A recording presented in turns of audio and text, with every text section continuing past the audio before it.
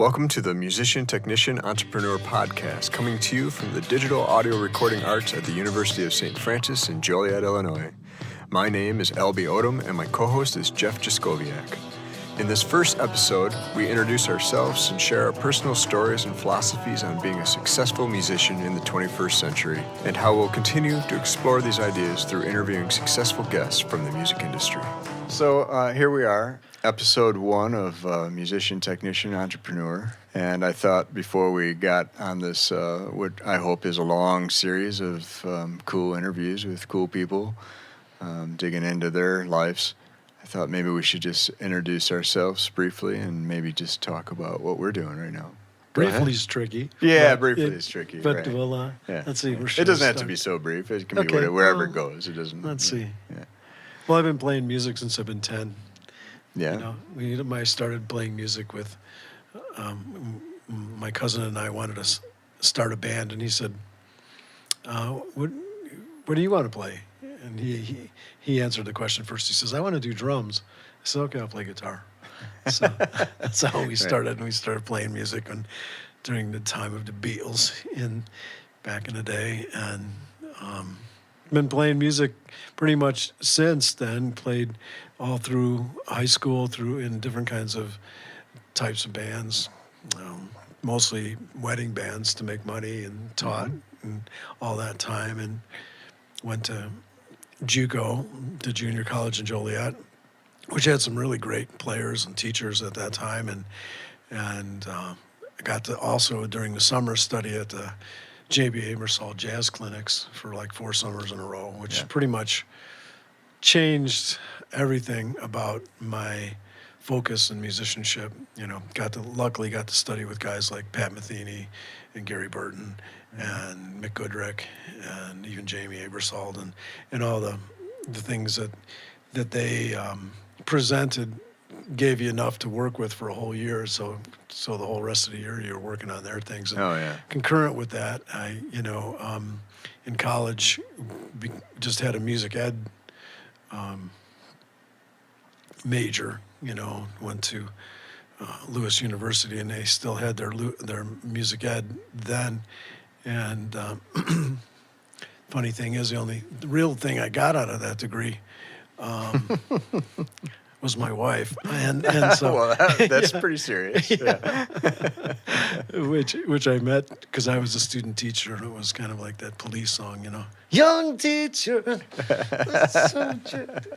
kind of things, and so that was cool. That worked out good, and but then right shortly after that started teaching at Joliet Junior College in the music department, and kind of lived the life of a musician. Playing, just, improving my craft and abilities as a player, and started doing more recording with people on sessions, and always writing music, and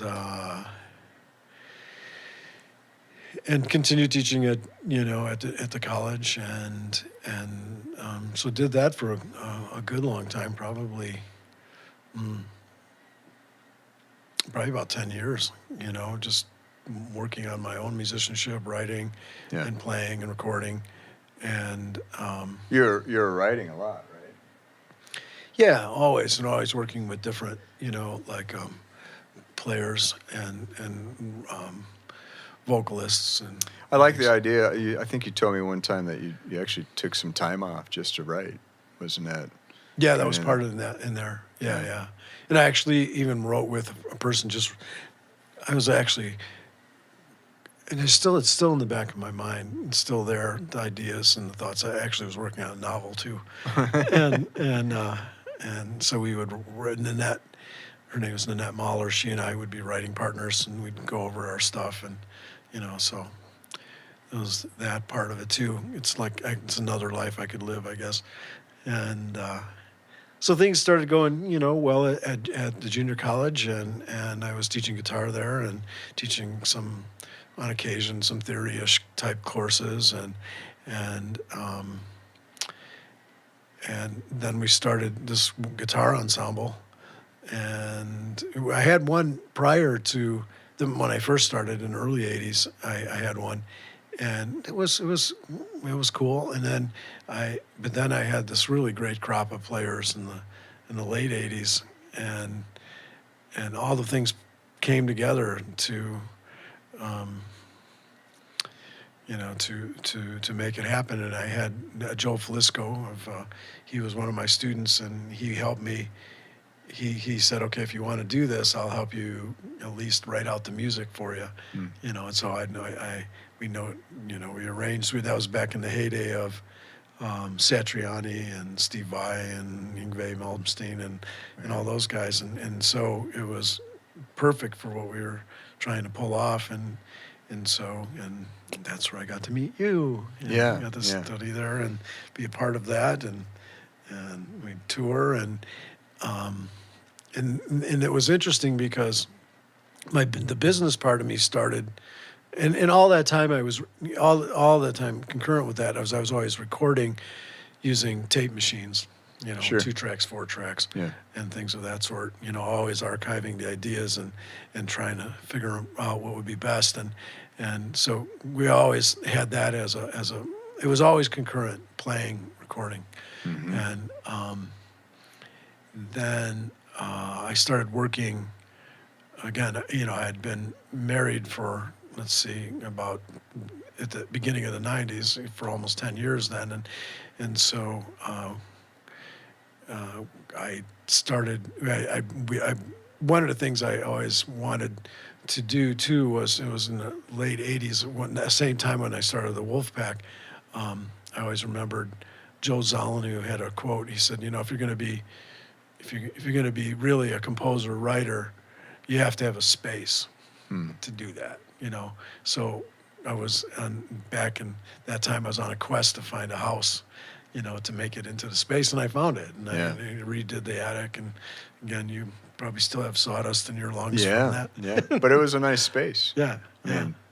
It worked out really well. Yeah. It took a lot of time. It was a ridiculous amount of time building it, but it worked out good, and and it was a good creative space, and then in the '90s I started doing.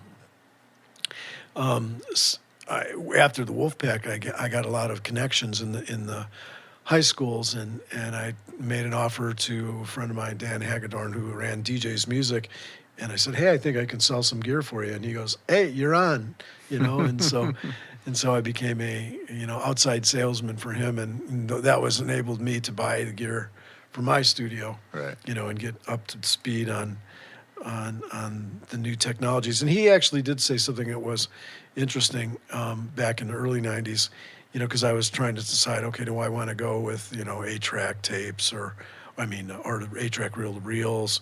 And he goes, no, you need to go digital. You need to get the ADAT. Good advice. Yeah, and it was a good advice because then the ADAT then allowed me to actually start recording other people. And I was kind of the big fish in the little pond for a little while. I had the ADAT stuff in here in town, and we had that session 8 too. Well, then that's what I did. What happened was a couple years after that, I went and saw a clinic that because people were saying you might want to consider going into the computer to record, and this is in probably '93, '94, and I went to a clinic up at Gand Music, and they were demonstrating the Session 8, and the thing that sold me on it is they said, look, you can connect it to the ADAT, and you can expand the amount of tracks you have, and you can back up the stuff to the ADAT.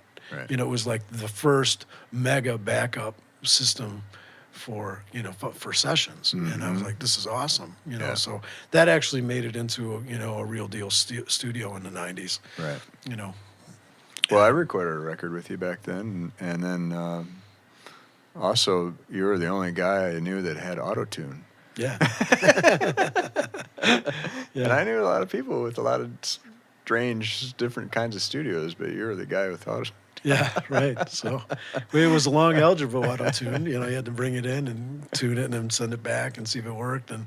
But then what happened was after I started using those plugins and going, these are amazing plugins, the Waves plugins mostly. And I went, then I had a friend who has been, it's funny because I was his teacher when he was young and for doing things like music theory and composition. And then he became my mentor for Pro Tools, Jeff Komar. And he said, you might want to think about this. And he was working for Full Compass at the time. He had graduated from school and then he was working up there. And he said, I think I can get you a deal on this Pro Tools. And so in late 90s, I pivoted out of that system into the Pro Tools system, mostly so I could use those plugins on every channel. Right. That was the reason I went, okay, I'm going to make this leap, into doing that. And so I did, and it, expanded the versatility even more. So, continue doing recording, continue doing playing, and I teach at the University of St. Francis. Even back then, I started probably in 95, just doing the same thing I was doing at the junior college, and I let go of that in 98 at JUCO. And because I liked working here at the University, St. Francis, and things, I started increasing a lot more students here and still recording other people, still doing some sales, but still always writing, composing, practicing, all that kind of stuff. And I started doing my own stuff more, just start recording myself and learning about the higher end microphones, Right. Fell in love with that sort of thing.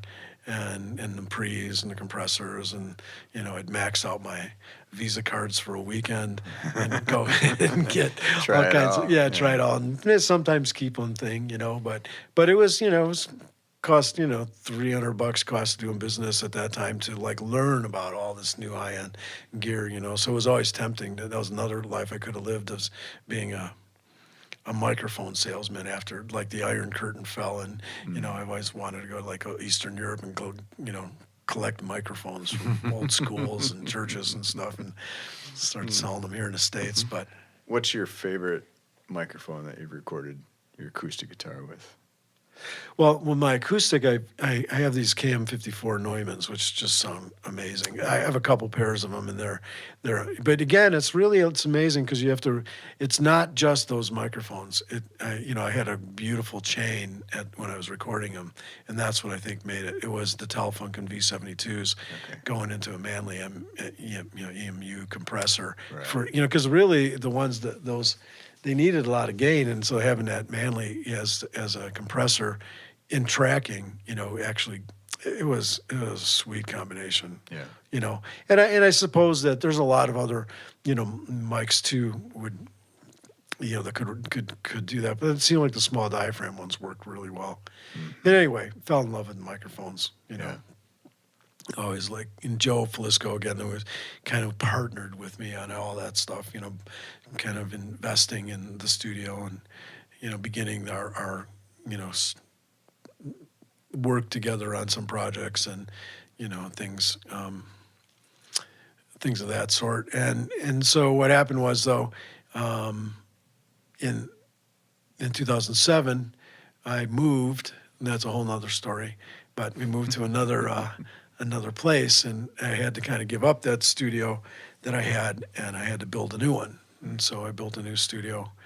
Took me a couple of years. It was 2.5 times the size. It's a way better space. I mean, it's really amazing space. Yeah. But in the process of that, the DARA program kind of became incepted. What happened is I had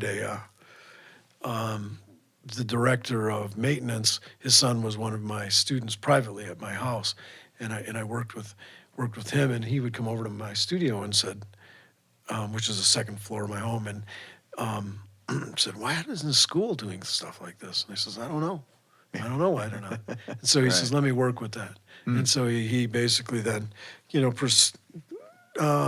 talked to the powers that be and just kind of got it in the air. And then at the time too, our dean, who was very much forward-looking, his name was Bob Case. He saw the possibilities of expanding the music department and the new age of digital in music, and we basically came up with the idea of the digital audio recording arts program, which is acronym is DARA, which I really like. It's easy to remember. And so he basically in 2009 said, okay, give it a go, write the coursework. And so we did. And it was going to be a concentration in the music department. And the current chair at the music department, Pat Brannon, and I wrote, we tweaked all the coursework and we got it through the curriculum committee in really one semester, which was pretty amazing. Things usually take way longer than that around here. Right. And so we got it through at the beginning, right? We were ready right at the beginning of the fall of 2009.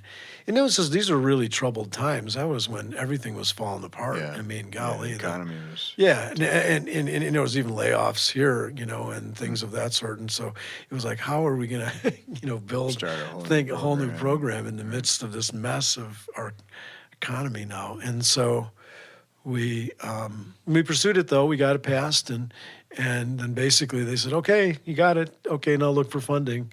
And so we started just looking for donors, which was somewhat, helpful, but not the numbers that we needed. But then what happened was a really close friend of mine, Jason Patera, who is currently the principal at Chicago Academy for the Performing Arts. He had a friend, Brian Mitchell, who was a forensic pathologist, in Cook County and in Will County, and he was an avid lover of recording, and he had, he could afford some really great equipment. So he had a studio in his house in Burr Ridge and also one in Oak Brook, where he had two different studios, really incredible gear. Well, he had passed away, and his wife was willing to donate a substantial amount of that to the school, which was, it basically was the birth of it, and at the same time, I had concurrently with that, as I pursued a grant to get from the Academic Technology Committee to get some funding for the computers and some of the more music hardware at the same time, and it both came in the middle. It was like April of 2010. Kind of early April there, and it all happened at the same time. Bam, we had it, and so there we go. And we had the space. The space was open. It was a mess, I remember you brought me up and showed me, and it just gear all over the place. yeah. It looked impressive. It was all these tape machines and things like that, and tapes and so, which I really never really intended to use, the tapes, Right. But it was funny, even when his name was Don Pullis, who was one of the guys overseeing the gifting to us. And he also was a former staff guy at DJ's Music and a friend of Jason. He also sold most of the stuff to Brian. He just said, okay, if you take this big Audient board, you have to take these boards and all the tape machines, because he didn't want to move it to L.A. Because he forgot about the other boards. Yeah.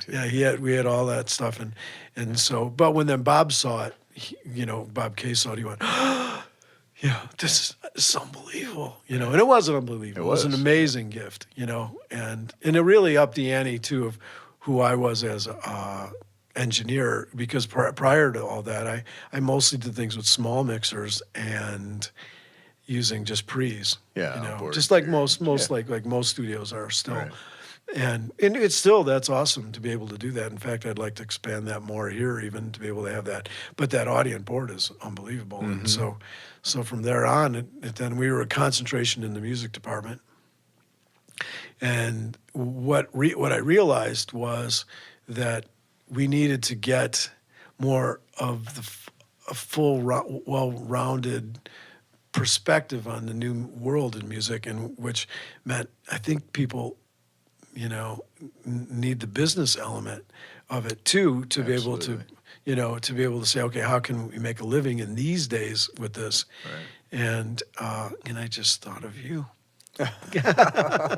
Because you were doing it, you were pursuing all kinds of different adventures with in the music industry and with bands and publishing, and I went, this is what we need to add. And so luckily, I'll let you tell your story in a bit here, but, you came and did the coursework, and then we met, Anthony Musiala from Minty Fresh Records at a clinic together, a conference, and he was interested in, helping expand it in that way. And once we did that, we kind of had this quasi new major called the DARA Entrepreneur that we called it. It was for a couple of years, and it was basically an individualized study, thing, and which people.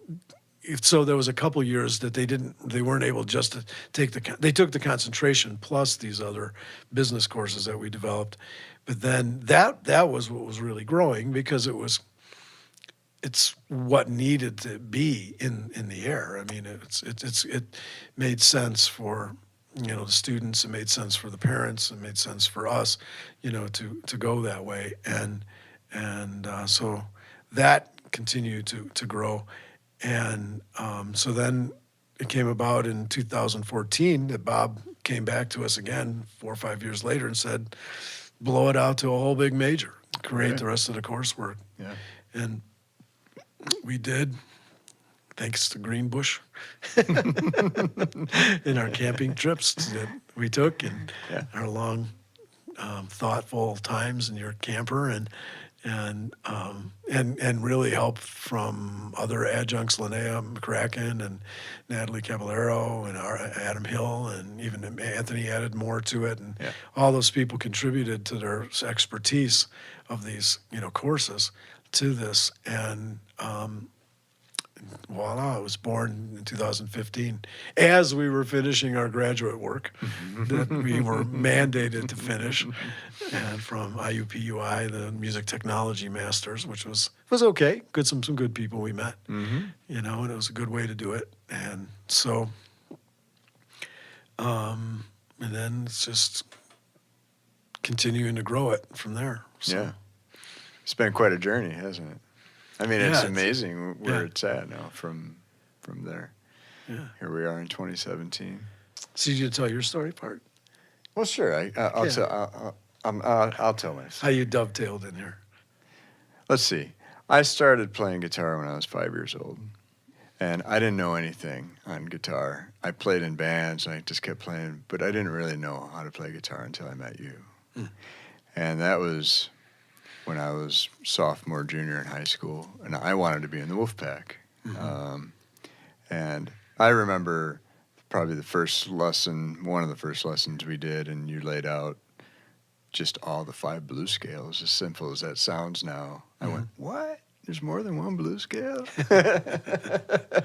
Changed my life, because you're trying to play all these songs with one pattern and all, Those were really good times, and then meeting all those other great guitar players. Yeah. I'll have to put a little link in the show notes for the Wolfpack videos. Oh, yeah. Some silly times. Some great friendships and good stuff.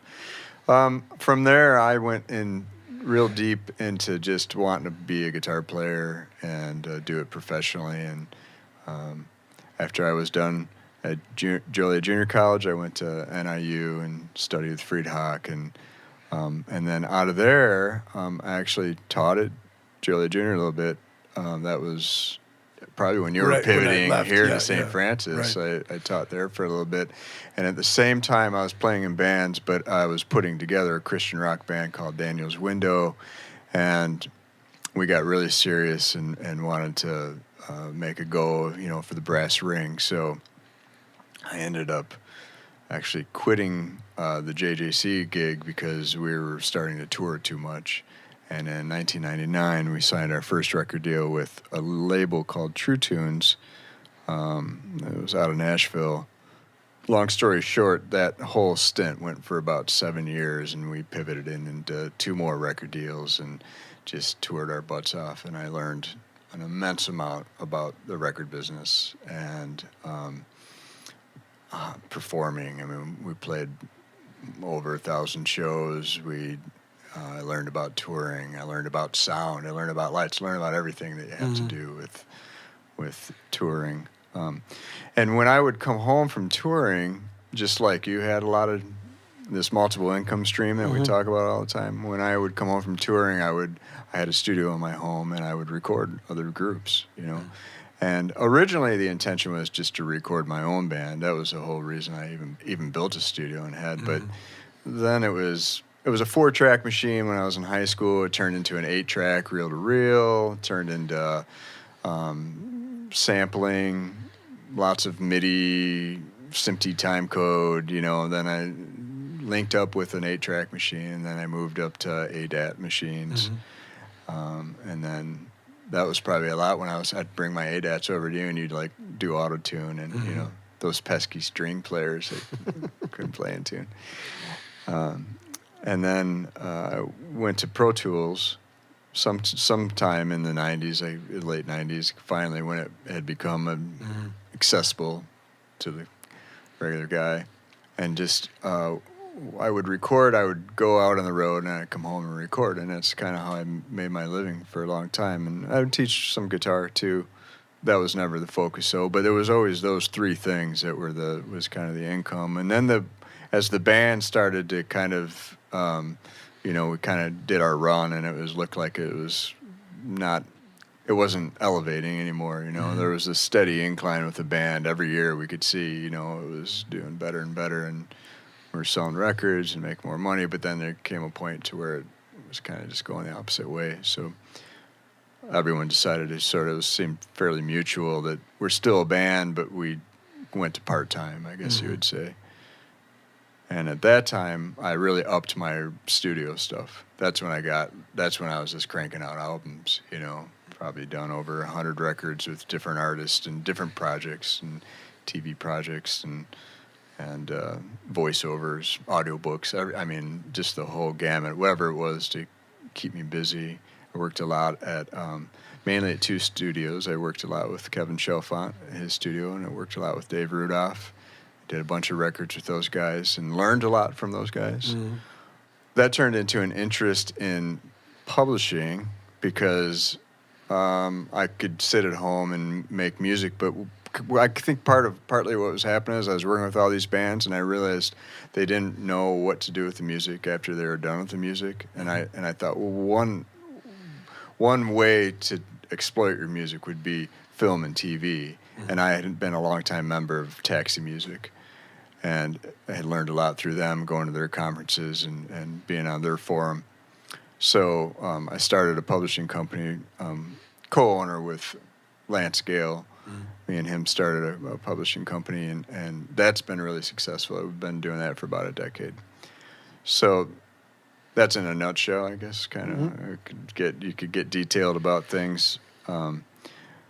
And then you had called me, I want to say to 2010 or something. Right? It was when I think everything was coming together there. What happened was I had all those guitar students, and I had a gajillion guitar students here at St. Francis, and I said, hey, I need help taking some of these, and I was, kind of feathering them off to you, and then the courses started kicking in, and got you started on that. Yeah, you hired me for DARA 1, and man, it was a blast. I knew right away after. How could how could you complain to come in to work and then talk about audio all day? Right. I still pinch myself sometimes because I'm like, this is what I love to do. Yeah. I love recording people. I love being creative. I love music, and to be able to now, mentor, young talented. We got a lot of talent here. A lot of great students, and so I just consider it a blessing now to be here working with you, and just seeing what we can make of this thing. So one pattern I've seen. Definitely in your life and in my life, and it seems like pretty much probably everyone we know that's what we would call successful musician, and I like to say middle-class musician just because I don't know that many stars. I know some, but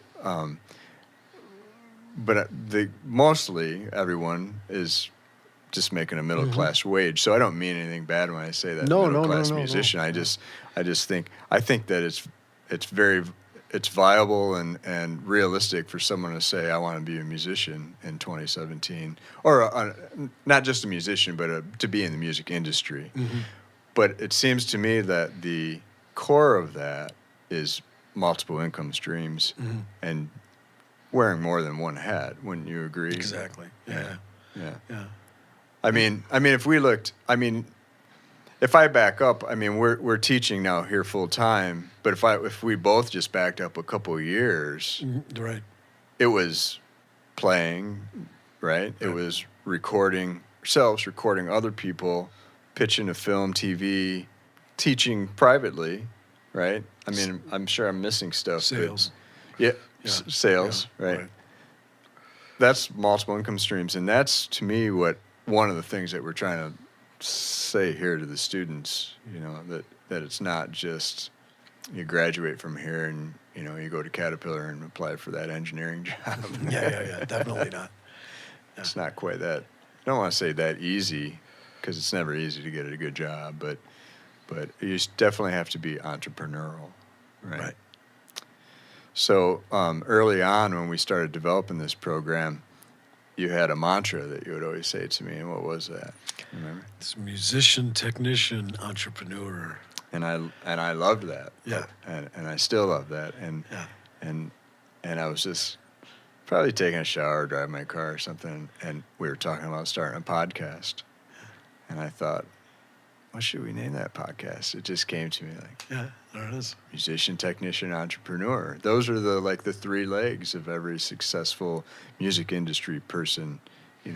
Some you may lean more towards one side, right? Mm-hmm. You might be more business, but maybe you do a little bit of creative, or you might do a lot of creative and you do some business, or you might do more teaching and you do some creative, or it breaks up. You have to in be mindful ways. of all three, though.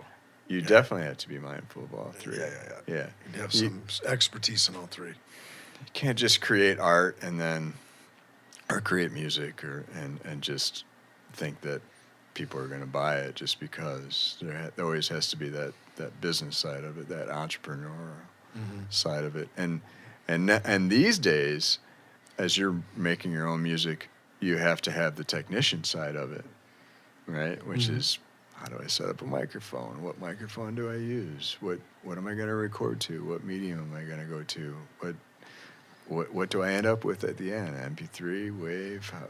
How do we sync music with video? We could go on and on. The technician part of it, So I think the musician, technician, entrepreneur. I hope we're not giving our secret away to the world here. Well, more power to them if they can. It's partly. That's what it is, and that's kind of what we're saying. If that is the secret, but there's a lot to learn in that. Like even for example, last night, when we saw Vicente Amigo, who is, like I said, one of the premier flamenco guitarists and writer-composers in the world.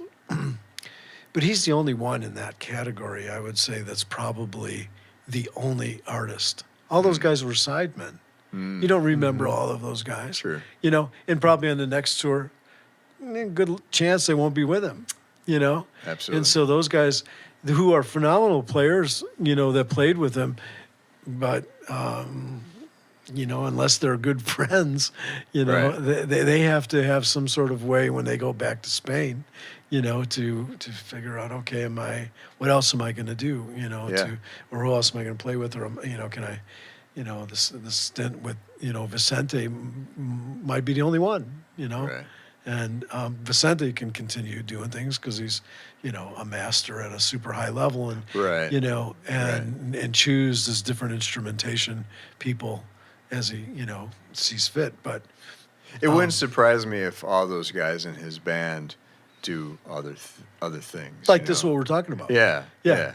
They probably go back to Spain and they Yeah. probably do some teaching and they may even have some, music school or something, or a business that they work where they're, they could be doing all kinds of creative stuff that has nothing to do with playing with Vicente. And one of the persons that we got to spend the night with is a phenomenal guitarist too, and we were talking about his album, And he says, yeah, I really was happy with the playing on it, but I wasn't happy with the recording.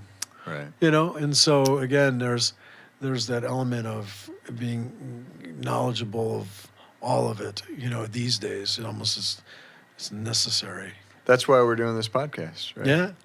Yeah. Just and again, like you'll see when you listen to this podcast, you'll hear different focuses different of the industry and different types of passions. Right. But all of them, all the people are entrepreneurs that we'll be talking with. Yes. Yep. All right. Yeah. It's always good being with you, buddy. Same here.